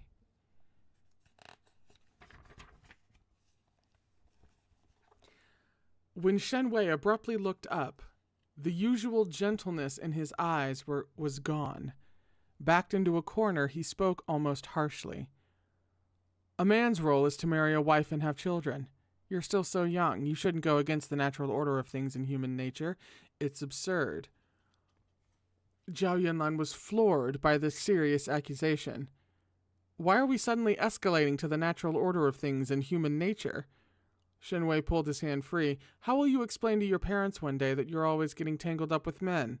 If your family line ends with you when you enter the autumn of your life, who will care for you in your old age? We got desperate real quick to play the homophobia card. Oh, Shen Wei went from fine to level 10 not fine real quick. If the first thing he reached for was okay. Woo. Incredulous, Zhao Yunlan asked, explain what to whom? When I'm old, I'll take my pension and live in a retirement home. It's not my job to keep the human race from going extinct, Shen Lasha. Are you a closeted homophobe? Wake up, we're not in the Qing dynasty anymore. I mean, a fucking king.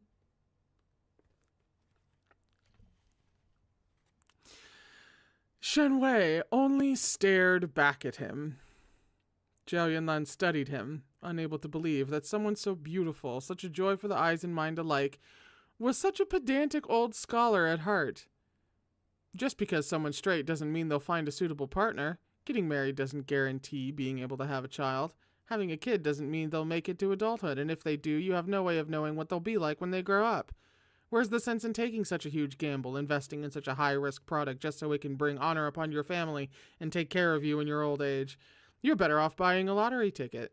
If you really like kids, you can sponsor a few needy children. Then during the holidays, there'll be someone willing to come see you.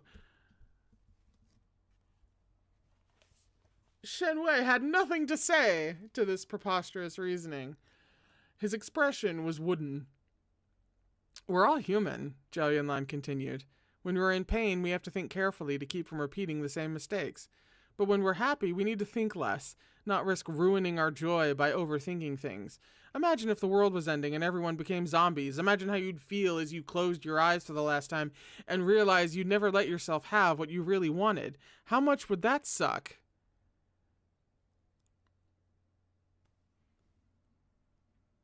Zhao Yunlan just dropping the meaning of life, the universe, and everything.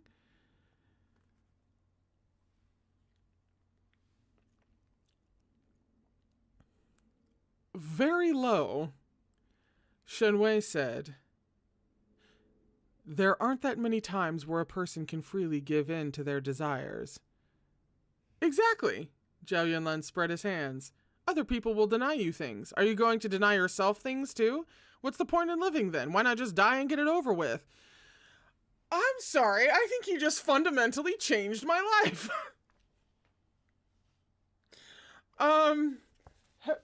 Sorry, 1 second. I gotta write down a page number here. Other people will deny you things. Are you going to deny yourself things too? Okay.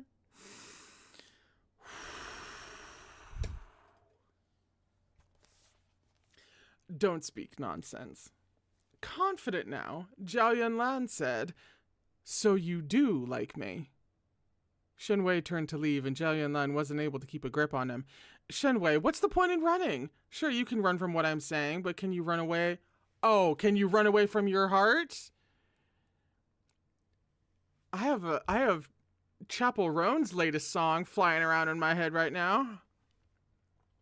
Good luck, babe, indeed. Where even am I? I'm so...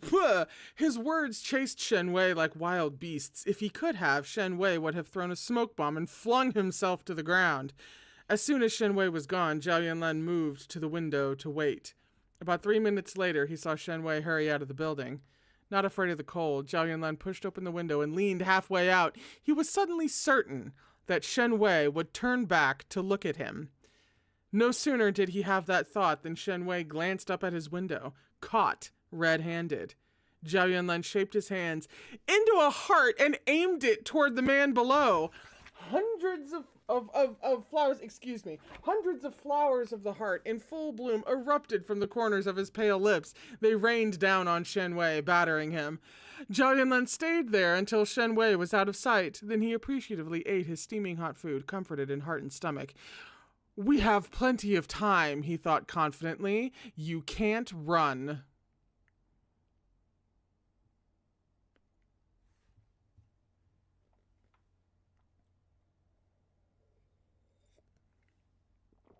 What in the Taylor Swift hand heart just fucking happened? Excuse me.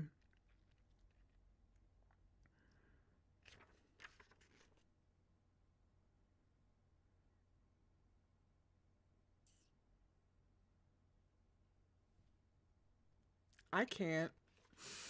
That's the end of the chapter, by the way. Let me check this chapter real quick. It is fairly short. I think we can squeeze in one more chapter before we go for the day. So we are on page 229 for chapter 17, Jesus Christ. My God. Like, please. Just please.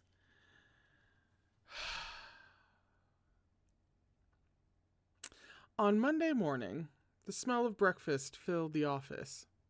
Zhu Hong had bought 3 pounds of buns from the cafeteria, their delicate skins nearly bursting with filling. The aroma could have lured people from 2 miles away.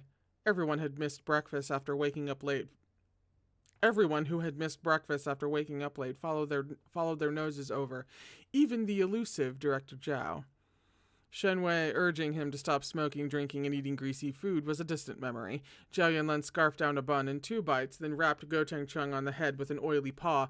Kid, go turn on the news. Go Cheng Chung obediently darted off. Watching him go, Zhu Hong said smugly, Xiaoguo's a good kid who's thoughtful and works hard. He's just a little too nervous. He doesn't dare eat food from anyone but me. That makes sense, Zhao Yunlan said. He's scared of humans. Zhu Hong started to nod and then realized what he was implying. Just to be absolutely sure she understood, Zhao Yunlan kindly added, He's not afraid of you because he doesn't see you as a human. Zhu Hong had no reply for that.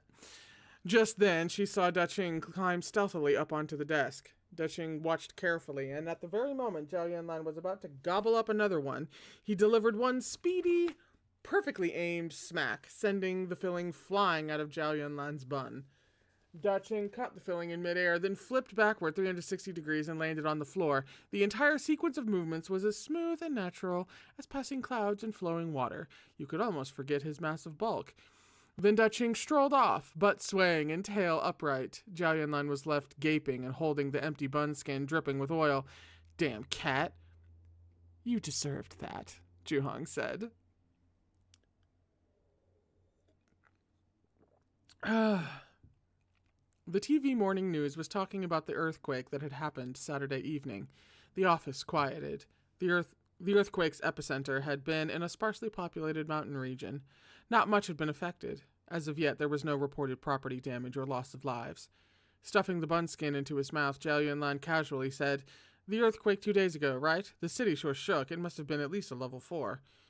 When no one responded, he looked around and found everyone giving him strange looks. What? He asked. Boss, are you still half asleep? Zhu Hong asked.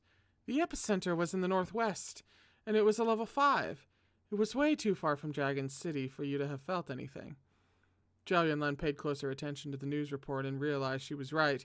It had been a small earthquake, half the width of China away from them. Then maybe something else caused the shaking I felt? It was around 9 p.m. on Saturday and really strong. None of you felt it? I guess you all live on lower floors. I'm on the 9th floor. I live on the 16th floor, said Lin Jing. I was still awake at 9 and didn't feel a thing. Zhu Hong said, I'm on the 12th floor. Shogo, did you feel anything? Before Go Changchun could respond, Chu Shuja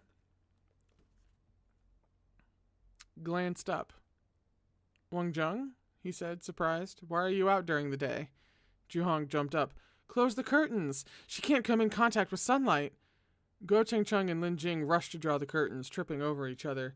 The office was suddenly so dark that it could have been dawn or dusk. After finishing his buns, Daching hurled himself at the wall and kicked the light switch on. Wang Zheng's complexion was pale to the point of transparent. She only dared float in once every sliver of sunlight had been blocked out. Curled up in a chair, she looked like she was on the verge of dissipating. Lin Jing grabbed incense from his drawer, lit it, and held it under her nose. Hurry, breathe some of the smoke. Once half of the incense had burned, she finally recovered a little. She exhaled lightly, looking a bit more substantial and less like a phantom shadow. What the hell is wrong with you? Zhao Yunlin smacked her on the forehead, girl or not. He actually made contact. The smack pushed her head back. Are you tired of life or something? If so, I'll book you in at a tanning salon to give you a beautiful glow. Go Changchun had never seen his boss angry like this. He shivered in fright. With some difficulty, Wang Zheng raised an arm and pointed at the TV. The news report was now showing the rescue team and a reporter in the mountain village near the epicenter of the quake. They were taking stock of the situation. The earthquake had been centered in the northwest. The roads in that area were very poor and few people lived there. The screen showed a handful of scattered dirt houses. It was unclear if they were inhabited, but they all looked intact. The earthquake really hadn't been very serious. At the village's entrance was an old, worn stone tablet that read, Qingxi Village.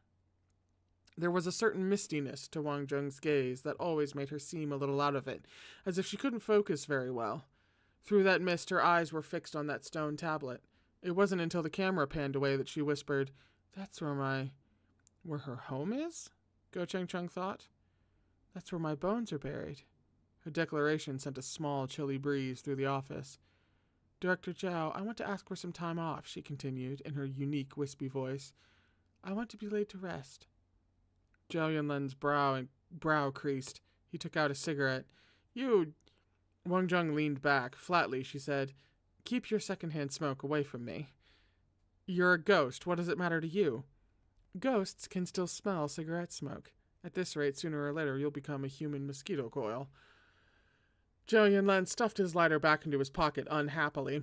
Your name is already in the soul guarding order. You're never going to pass on. Even if you're laid to rest, you won't be at peace, so what's the point? And your people don't even do in-ground burials, do they? Wang Zheng didn't answer. She just kept her head down and eventually repeated, I want to go home. Zhao Yunlin sighed. Wanting to go is one thing. How do you plan on getting there? I haven't decided. Impatiently, he asked, Are you planning on thinking about it in broad daylight? Wang Zheng stopped talking altogether. Zhao Yunlin glanced at the images of the dilapidated Qingxi village. Somehow, that stone tablet seemed to call to him. The weird earthquake that none of the others had felt, that faraway sound by his ear. He raised his hand, then lowered it. To Wang Zheng, he said, Here, hide in clarity for a while. You can come out at night. Let me think of something. Wang Zheng had already reached her limits. She immediately turned into a wisp of white smoke and vanished into his watch. Curious, Chu Shuzhe, Hey! asked, Director Zhao, you're usually lazy enough to grow sprouts, always sending other people on work trips. What's making you go yourself this time? Fuck off. Zhao Yunlin grabbed another bun and stuffed it into his mouth. This is what's known as leading by example. Shen Wei had finished his final morning class, and the students were drifting out of the room. He stayed at the podium, organizing lesson plans on the table. Sunlight came flooding in, momentarily blinding him. Shen Wei's hands stilled. Looking down, he saw a golden thread of light hooking in from somewhere outside, wrapping itself around his pendant. He reached to block it, but his fingers passed right through. He couldn't help gripping the radiant little sphere, his heart a tangled mess. The whole day it had been as if the sight of Zhao Yunlin leaning against the headboard, eyes closed, had been seared into his retinas. Any time he shut his own eyes, the image floated to the forefront of his mind. It haunted him. It was as if, after freezing and starving for thousands of years, he had suddenly fallen into an untouchable, tender haven. a haven where everything around him held deathly temptation and swallowed his reason, no matter how he struggled against it. Every time the words Zhao Yunlan drifted into his ear, he sank an inch deeper into the bottomless quagmire. He was already in past his neck. Soon he would drown. Shen Lao She! Shenwei's eyes snapped open. He just barely managed to keep his expression neutral, forcing himself to focus. What is it? It was one of his students. He opened a document folder. Lao She, here's the itinerary for our ancient customs field research trip. Can you check it over? Shenwei took off his glasses, pinching the bridge of his nose. It's only been 2 days since the earthquake there. It's probably not safe. Would you consider delaying the trip for a year? We looked into it. It was only a level 5 earthquake. The houses didn't even collapse. The student pulled up the news on their phone and urgently continued explaining. All the young people from the area work in urban centers, so the only people still living in Qingxi village are the elderly and disabled. There are so few people left to begin with. I'm afraid the earthquake will make those last few people want to move away too. And then how will we ever find them? We've already submitted our initial report and research plan, and we still have several other places to visit after this. If we delay any more, it'll affect next year's biannual review. Shenwei's gaze rested on the words Qingxi Village. Very well. We'll follow the original plan and leave on Wednesday. Make sure you all prepare thoroughly and don't bring anyone who's not directly involved. I can't take care of you all myself. No one had seen Zhao Yunlan all day. In the evening, nearly at the end of the workday, he finally called the office. Lin Jing and Zhu Hong had already run off in the boss's absence. Da Qing lay sound asleep behind a computer's cooling vents. Chu Shuzhe, expression stiff as a coffin, was playing Minesweeper and ignoring everything else. That left Go Cheng Chung to pick up the phone. Hello? Shall go? Zhao Yunlan asked. Are you busy? If not, do me a favor. Of course, Go Cheng Chung replied quickly. What is it? The hostile energy inside Clarity, my watch, is too intense. Wang Zheng can't stay in there for too long. I need to figure out a way to bring her out of town with me in a few days, so I need to find her a body. Go online and buy me a human-sized doll, something on the bigger side. It'd be best if it can move. Make sure you find one from a store right here in Dragon City and tell them it's urgent. We need it delivered by tomorrow. Go Cheng Chung nodded, phone jammed between his shoulder and ear as he did a search. Director Zhao, I found one. Human-sized, flexible joints, can stand.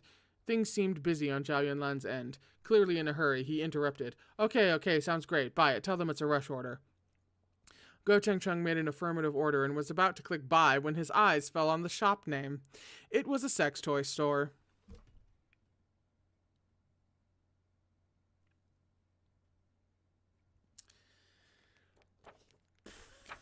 Yeah. The pure little nerd turned crimson, stammering into the phone. Director Zhao, this is a little... Don't worry if it's a little expensive, Zhao Yunlan said. Just remember to get a receipt. Okay, I can't talk anymore. Gotta go. Don't waste time. He hung up, leaving no room for argument. Go Cheng Chung stared at the screen and turned to stone. And on that note, we're on page 237 for chapter 18. And that will have to be next time. Whew. She really packs a lot into 40 or 50 pages, doesn't she? Like, so much. But it doesn't feel rushed. We're just going along. It's one of those, it's a steady clip, but it's not like things are just happening too fast. She's efficient. She likes this to move at a certain pace. And I like it. I dig it. It's great.